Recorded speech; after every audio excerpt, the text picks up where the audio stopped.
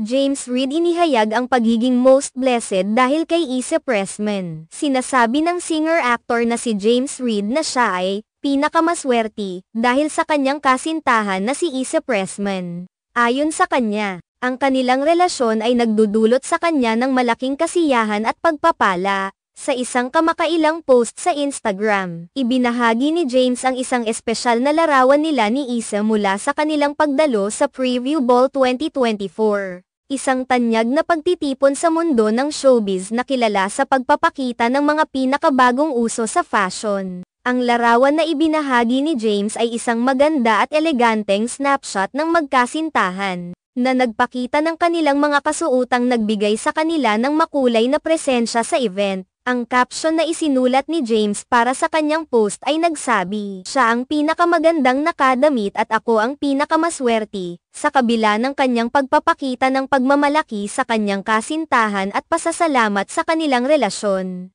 Ang kanyang caption ay nagdala rin ng mga reaksyon mula sa kanilang mga tagahanga at netizens. Ang love emoji na ginamit ni Issa bilang tugon sa post ni James ay nagbigay ng palatandaan ng kanilang pag-uugnayan at pagmamahalan. Ang simpleng emoji ay nagbigay diin sa malalim na koneksyon nila at sa suporta ni Issa sa kanyang kasintahan sa kabila ng mga usaping pumapalibot sa kanilang relasyon. Gayunpaman, sa ilalim ng tila magandang pagtingin sa kanilang relasyon, hindi nakaligtas si James sa mga puna at kritisismo mula sa mga netizens na hindi sang-ayon sa kanilang relasyon. Ang social media ay naging lugar kung saan nagkaroon ng maraming reaksyon mula sa publiko. Ang mga komentaryo mula sa mga tao sa internet ay naglalaman ng iba't ibang pananaw, mula sa pag-aalala hanggang sa kritisismo, na nagpapakita ng damdamin ng ilan sa mga taga-subaybay na hindi pabor sa kanilang pagkakaugnay. Ang ilan sa mga netizen ay nagbigay ng kanilang mga opinyon sa kung bakit hindi nila gusto ang relasyon ni James at Issa.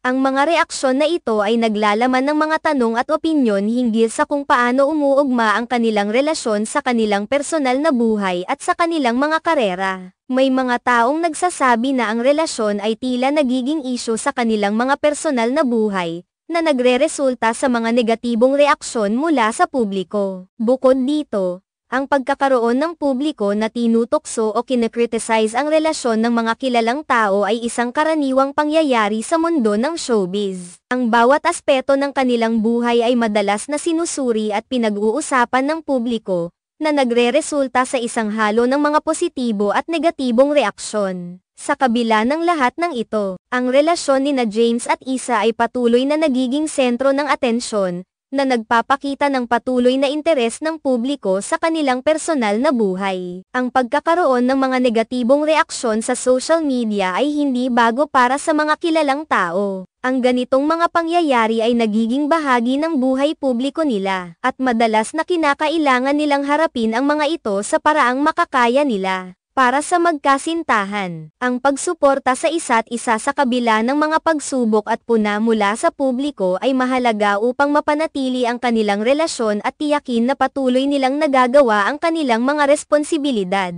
sa kanilang mga karera. Sa huli, ang relasyon ni James Reid at Issa Pressman ay patuloy na umaakit ng atensyon mula sa publiko, sa kabila ng mga kontrobersya at puna. Ang kanilang pagdalo sa Preview Ball 2024 na ay isa sa mga pagkakataon na ipinakita nila ang kanilang pagmamahal sa isa't isa, na nagbibigay diin sa kanilang pagkakaugnay at pagsuporta sa kabila ng lahat ng mga pagsubok na kanilang dinaranas. Sa kabila ng mga pagsubok na dulot ng reaksyon ng publiko, patuloy na nagpapakita sina James at Issa ng kanilang suporta sa isa't isa, na nagiging inspirasyon sa kanilang mga tagahanga at taga-subaybay.